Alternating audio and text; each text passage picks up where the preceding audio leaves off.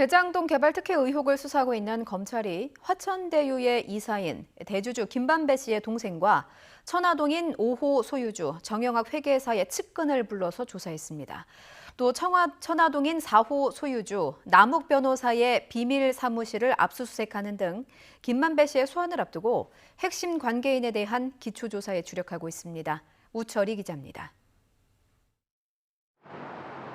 화천대유 대주주 김만배 씨의 동생이 서울중앙지검에 풀려나왔습니다. 김 씨는 현재 화천대유의 이사로 이름을 올리고 있습니다. 검찰은 김 씨를 상대로 화천대유를 꾸리고 대장동 개발 사업에 참여하게 된 경위는 물론 내부 의사결정 구조와 정관계 로비 정황 등에 대해 따져 물은 것으로 전해졌습니다. 김 씨는 출석 전 기자들과 나눈 대화에서 형인 김만배 씨가 얘기를 잘 하지 않아 여러 의혹에 대해 알 수 있는 게 없다고 밝혔습니다.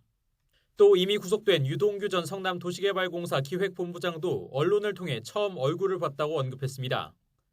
검찰은 성남도시개발공사 전 전략사업실장 김모 회계사도 소환했습니다. 유동규 전 본부장 산하에 만들어진 전략사업실은 이익 배분을 비롯한 대장동 개발 사업 설계를 맡은 핵심 부서입니다. 김 회계사는 유 전 본부장 재직 시절 채용된 데다 이번 의혹의 핵심 인물인 천화동인 5호 소유주 정영학 회계사와 한때 같은 회계법인에서 일해 정 회계사가 심은 인물로도 지목됐습니다. 천화동인 4호 소유주 남욱 변호사의 대학 후배인 정모 변호사와 함께 사업자 선정과 대장동 사업 전반에 깊이 관여한 것으로 알려졌지만 본인은 모두 부인해왔습니다.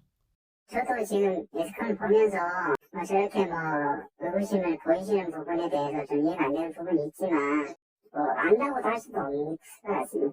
상황 정도 알고요.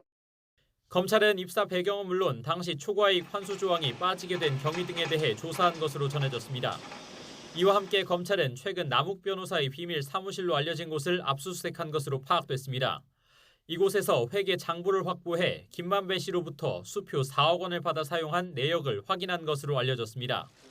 검찰은 이 돈이 김 씨가 유동규 전 본부장에게 건넨 뇌물 5억 원의 일부인지 자금 흐름을 파악하고 있습니다.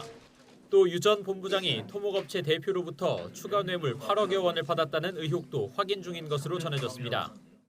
오는 11일 김만배 씨 소환을 앞두고 검찰은 김 씨 주변 핵심 인물들에 대한 기초조사를 마무리 짓고 김 씨에게 사업자 선정 당시 특혜와 로비 의혹 등을 파헤치기 위한 토대를 탄탄히 다지려는 것으로 풀이됩니다. YTN 우철입니다.